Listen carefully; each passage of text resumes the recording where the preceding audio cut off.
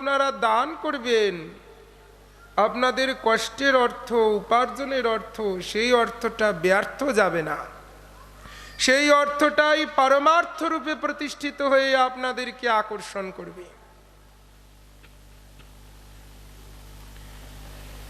আমরা তাদেরকে 100 টাকা 500 টাকা দেওয়ার চেষ্টা করি, আর যদি দেখি যে না, সুদূর বৃন্দাবন হরিদ্বার আদি কোনো ধাম তীর্থ থেকে কোনো মহারাজ সাধু এসেছেন, তবে প্রত্যক্ষ রূপে সাধুকে প্রাপ্ত হওয়া, সাধুর পাদ পদ্ম ধূলি প্রাপ্ত হওয়া, সাধুর করুণা দৃষ্টি প্রাপ্ত হওয়ায় আমরা আনন্দিত হয়ে আলমারি খুলে নিজেদের পয়সার ব্যাগ থেকে 1000 টাকা 5000 টাকা দিতে পারি, দিয়েও দেই। কিন্তু আমরা এমন করি না যে লকার খুলে যার যত গয়না গাটি টাকা পয়সা সম্পদ যা আছে সব কিছু ধরে নিয়ে গিয়ে সাধুর পায়ে দিয়ে দেই, এমন তো করি না।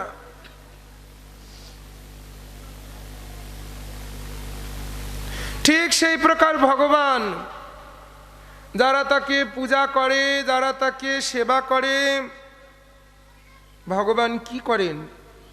প্রথমে এই জগতের যত জাগতিক সুখ সম্পদ এগুলো তাদেরকে দান করতে থাকেন।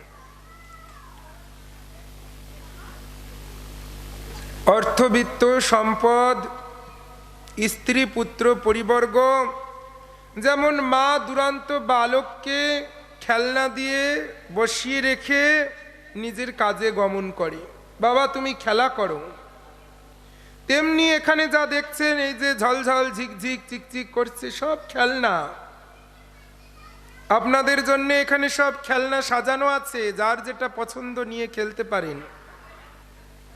এগুলো সব আপনাদের আমাদের জন্যই ভগবান রেখেছে। আর যদি দেখে যে নাছর বান্দা কানছে, খেলনাতেও মন ভুলছে না, তবে কি করবে? তবে ভগবান বড়জোর আলমারি খুলে ওই 500-1000-এর মতো আমাদেরকে শাস্তি, সারূপ্য, সাজুজ্য, শালক্য আদি মোক্ষ মুক্তি প্রদান করে দেন। ঠিক আছে, চলো তোমার এখানে থাকতে হবে না, তুমি আমার সাথে আমার লোকে থাকবে বৈকুণ্ঠে, শালক্য। চলো ঠিক আছে, তোমার এই কষ্ট ভোগ করতে হবে না, তুমি আমার মতো রূপ ধারণ করো, সারূপ্য। চলো তোমার আমার মতোই ঐশ্বর্য দান করলাম, সাজুজ্য। চলো তোমাকে আমার মধ্যেই প্রবেশ করিয়ে নিলাম, শাস্তি। এই সমস্ত মুক্তি আদি তাকে দান করে দেয়। কিন্তু ভগবানের আলমারি, হৃদয় রূপী আলমারি, তার মণিকোঠা রূপী লকার, সেখানে যে প্রেম গচ্ছিত আছে সেটা কাউকে দিয়ে দেয় না। কৃষ্ণ যদি ছুটে কভু ভুক্তি মুক্তি দিয়া, কভু নাহি দেন প্রেম রাখেন লুকাইয়া। প্রেম রূপ সম্পত্তি কাউকে ভগবান দিতে পারছে না। এইটাই তো তার অরিজিনাল প্রপার্টি, এইটাই তো তার একমাত্র উত্তম সম্পত্তি।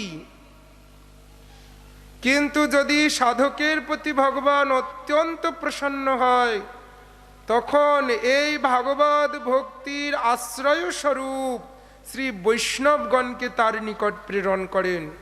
শ্রী গুরু মূর্তি ধারণ করে ভাগবত ভক্ত তার সন্নিকটে এসে উপস্থিত হয়।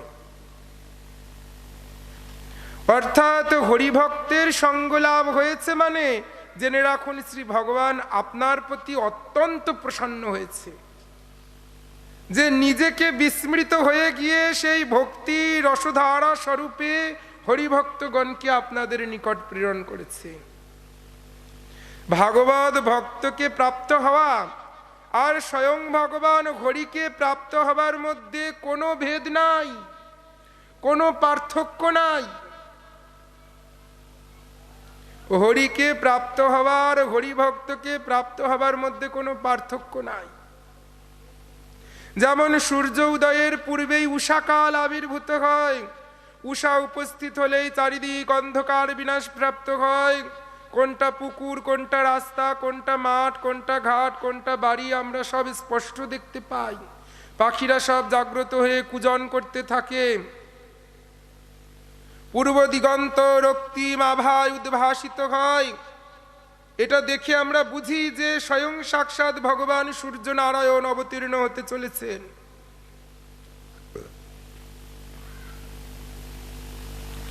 তেমনি সাধুগণ যদি কোথাও বিজয় করে, ভাগবত ভক্তগণ যদি কোনো স্থানে এসে উপস্থিত হয়, শুনুন ঠাকুর বৃন্দাবন দাস বলছেন, ভাগবত ভক্তগণ যেই স্থানেতে এসে বিজয় করেন, তারা যেই স্থানেতে এসে উচ্চস্বরে শ্রীহরির মহিমা কীর্তন করেন, যতদূর পর্যন্ত তার শব্দ তরঙ্গায়িত হতে থাকে, যতদূর পর্যন্ত সেই নামধ্বনি বিস্তার লাভ করে, সমস্ত অমঙ্গল, সমস্ত অশুভত্ব, সমস্ত অপদেবতাগণ সে স্থান হতে বিতাড়িত হয়ে যায়।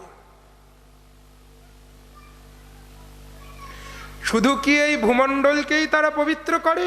না না, হরিভক্তগণ যদি সেই হরিনাম করতে করতে উদ্দণ্ডে নৃত্য করে, তার পদধ্বনির শব্দে তল অতল সুতল তলাতল পাতাল রসাতল আদি সমস্ত নিম্নলোক নিবাসকারী যত জীব পরম পবিত্রতা প্রাপ্ত হয়ে যায়। ও হরিভক্তগণ শুধু পাপী তাপী উদ্ধার করে? না না, ভগবত ভক্তগণ যদি ঊর্ধ্ববাহু হাত দুটো উপরের দিকে তুলে দিয়ে হরিধ্বনি করে,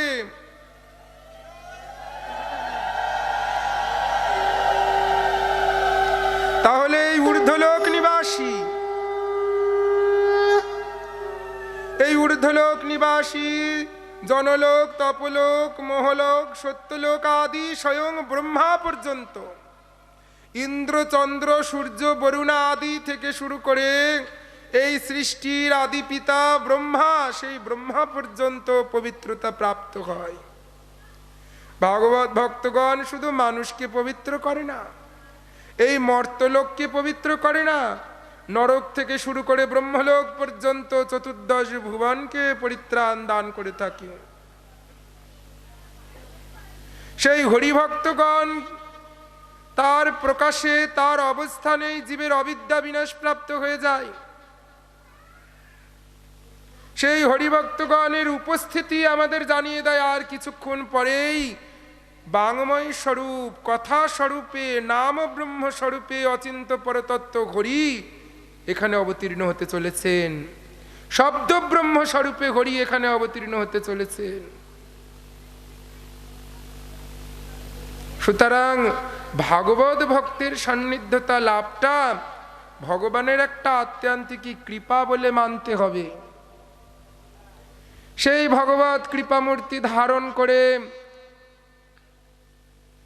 পরম ভাগবত সুত গোস্বামী পাদ সেই শৌনকা আদি ঋষিগণের নিকটে এসে উপস্থিত হলেন। গুরু কৃপামূর্তি, যিনি একনিষ্ঠভাবে পরীক্ষিত মহারাজের সপ্তাহ কথায় অবস্থান করে প্রপূজ্য চরণ শুকদেব গোস্বামীর মুখ হতে সেই অমৃত ধারা প্রবাহকে ধারণ করেছেন। সুত গোস্বামী পাদকে আহুত সমাহুত দেখে দেবগণ, এই শৌনকাদি ঋষিগণ সকলেই গাত্রোত্থান করলেন, উঠে দাঁড়ালেন। নিজেদের যজ্ঞ নিত্যকর্ম সমাধাপূর্বক তাকে দিব্য আসনে বসিয়ে গলায় মালা চন্দন আদি ভূষিত করে, পুষ্পর্ঘ্য দান করে, ধূপ দীপ দ্বারা প্রজ্বলিত করে, আরত্রিক বন্দনা করে তার কাছে নিজেদের কল্যাণের মার্গ জানতে চাইলেন। সাধুগণ যদি আমাদের কাছে উপস্থিত হন, তবে আমাদের কর্তব্য কি? কোনো সাধু যদি আমাদের বাড়ি আসে, আমাদের কি করতে হবে? বলছেন দর্শন মাত্রই প্রণম্য, দেখলেই সাথে সাথে প্রণাম করতে হবে।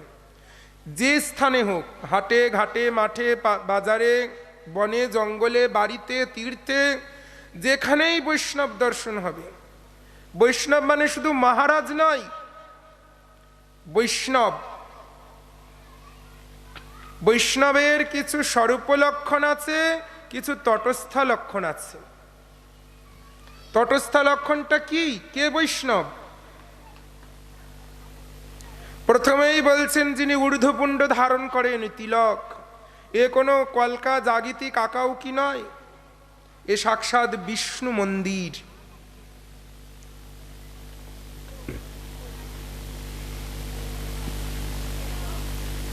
যিনি ললাট দেশেতে ঊর্ধ্বপুণ্ড ধারণ করেন শ্রী হরি মন্দির, যার বাম ভাগে বসে আছেন ব্রহ্মা, দক্ষিণ ভাগে বসে আছেন রুদ্র, মধ্যস্থানে শ্রী লক্ষ্মী নারায়ণ, পদোদ্বয়ে তুলসী, সাক্ষাৎ শ্রী বিষ্ণু মন্দির।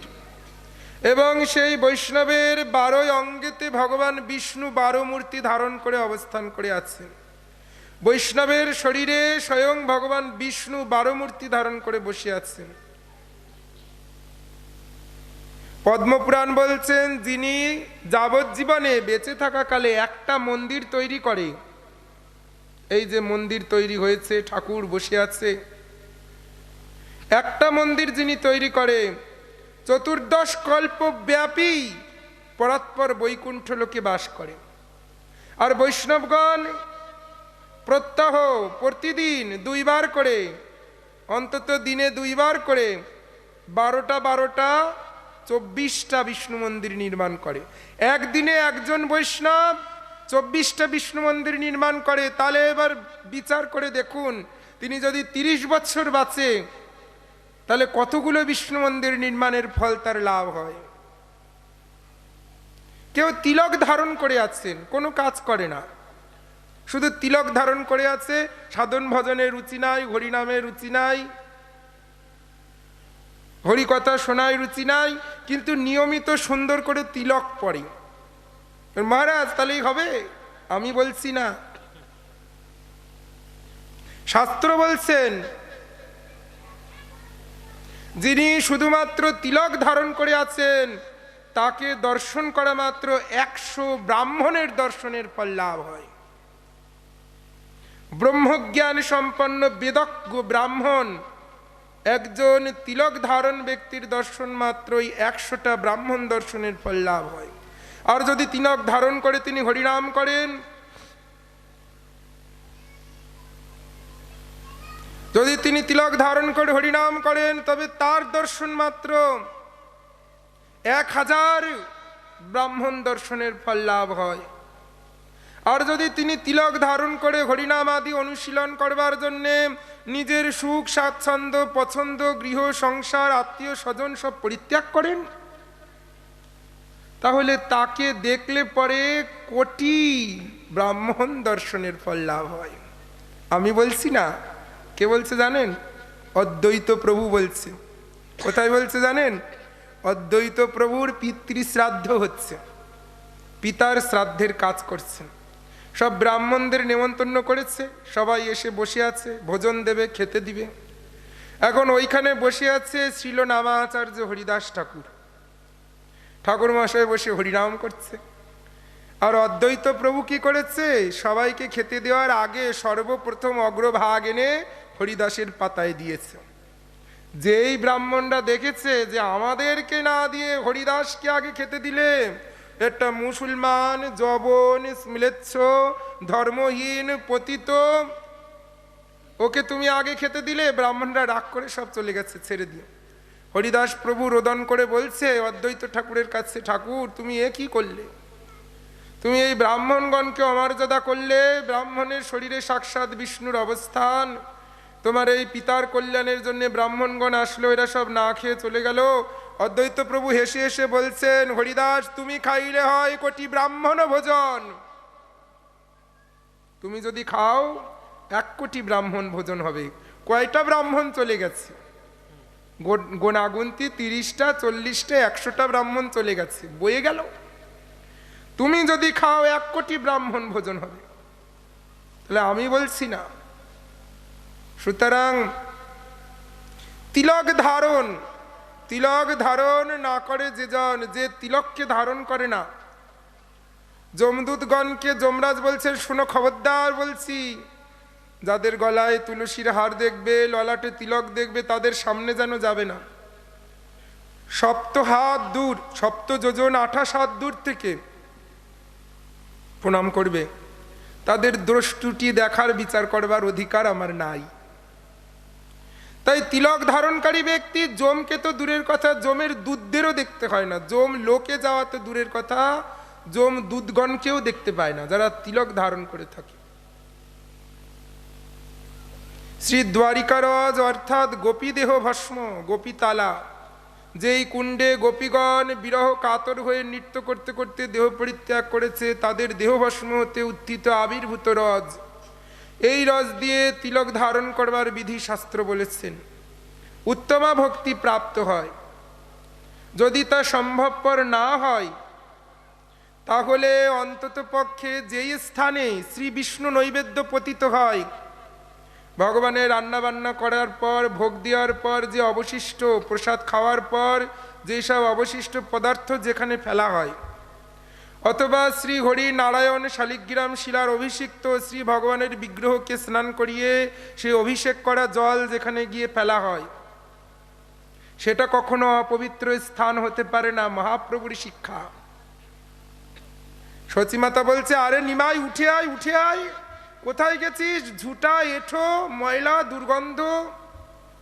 মহাপ্রভু গিয়ে বসে আছে কোথায়? হাড়ি কড়া ভাঙাচোরা পড়ে আছে। বলছে উঠে আয়, উঠে আয়। ভগবান বলছেন, মা, বিষ্ণু নৈবেদ্য কখনো ঝুটা হয়? ভগবানের প্রসাদ কখনো ঝুটা হয়, অপবিত্র হয়? যে স্থানে বিষ্ণু নৈবেদ্য, বিষ্ণু চরণামৃত পতিত হয়, সেই স্থানের রজ উত্থিত করে সেখানের মাটি দিয়ে আপনারা তিলক করতে পারবেন, একই পরিমাণ ফল প্রাপ্ত হবে। অথবা যদি তাও লাভ না হয়, অন্তত পক্ষে তুলসী মূল মৃত্তিকা, তুলসীর মূলস্থিত মৃত্তিকাকে যিনি ললাটে ধারণ করেন, সমস্ত ঊর্ধ্বলোক নিবাসী দেবগণ দূর হতে তাকে প্রণাম করে। যার ললাটেতে শ্রী তুলসী মূলস্থিত মৃত্তিকা থাকে, সমস্ত গ্রহগণ, সমস্ত দেবগণ, পিতৃব্যগণ, ঊর্ধ্বলোক নিবাসী তপস্বীগণ দূর হতে তাকে দেখে প্রণাম করে। আর যদি সম্ভবপর হয়, তবে সমস্ত তীর্থের একমাত্র আশ্রয় স্বরূপ হচ্ছেন শ্রীকুণ্ড, রাধাকুণ্ড। অধিকারী ভূমিকায় উপনীত হয়ে সাধক এই প্রকার শ্রী রাধাকুণ্ড আদি উত্তম রজ দ্বারা তিলক রচনা করতে পারেন, যার দ্বারা মাধুর্য মণ্ডিত নিত্য ভাগবত লীলায় প্রবেশাধিকার প্রাপ্ত হয়ে থাকে।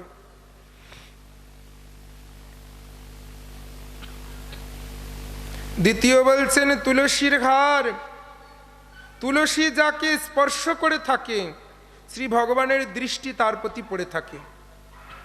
ভগবান তুলসী ছাড়া কিছু দেখতে পায় না, যেমন আমরা চশমা ছাড়া দেখতে পাই না, তেমনি তুলসী হলো ভগবানের চশমা।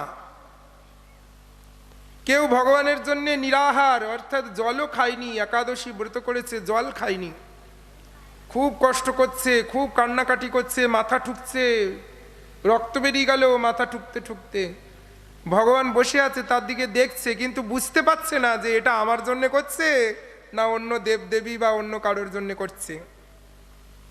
এটা ভগবান বুঝতে পারছে না। তিনি বসে আছে কেন? যে ইনি আমার জন্য উপোস করেছে না অন্য কার জন্য করেছে, আমার জন্য কান্না করছে না এখানে অন্য কারোর জন্য করছে, এটা বোঝবার একটাই রাস্তা। বলছে তার অঙ্গে যদি সে তুলসী স্থাপিত হয়ে থাকে, তুলসী ধারণ করে রেখে যত ব্রত করছে সব বিষ্ণুর প্রসন্নতা, হরির সুখের জন্যে। তাই তুলসী ধারণ না করে যে সমস্ত কাজ করা যায় তদ নিষ্ফলা, সব ব্যর্থ। কোনো ব্রতই ব্রত না, কোনো দান তপস্যা কিছুই হরিকে সুখী করতে পারে না। তুলসী যেখানে অধিষ্ঠিত না থাকে সেখানেতে ভগবান কদাপি অবতীর্ণ হন না। হরিদাস ঠাকুর তুলসীর সম্মুখে বসে হরিনাম করছেন, মহাপ্রভু তুলসী দর্শন করতে করতে পশ্চাদে পশ্চাদে কীর্তন করে নগরে বেড়াচ্ছেন।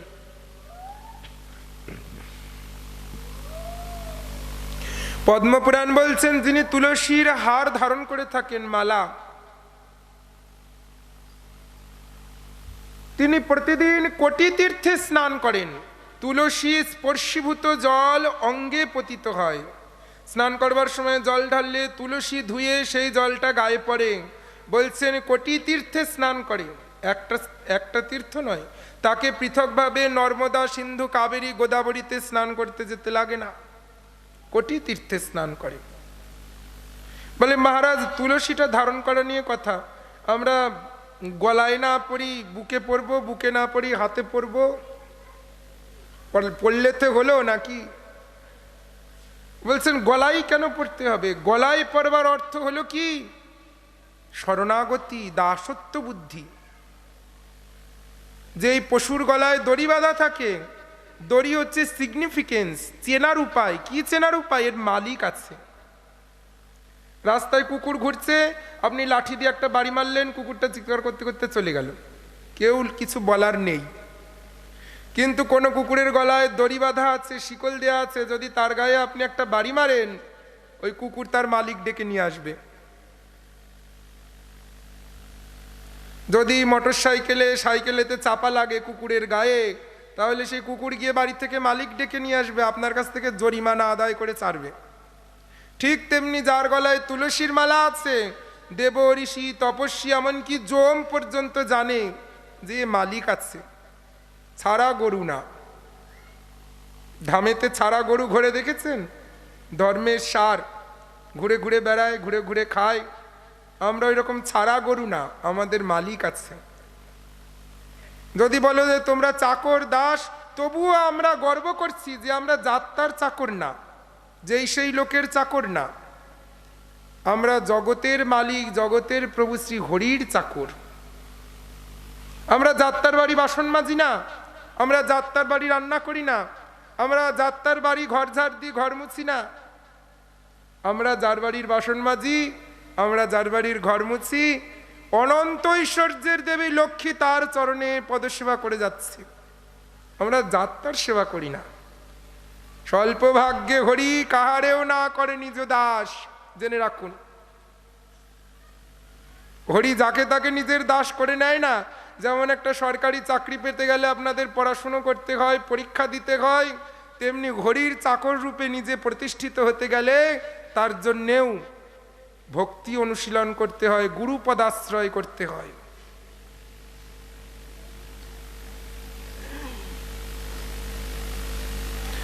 আর কি বলছেন তটস্থ লক্ষণে?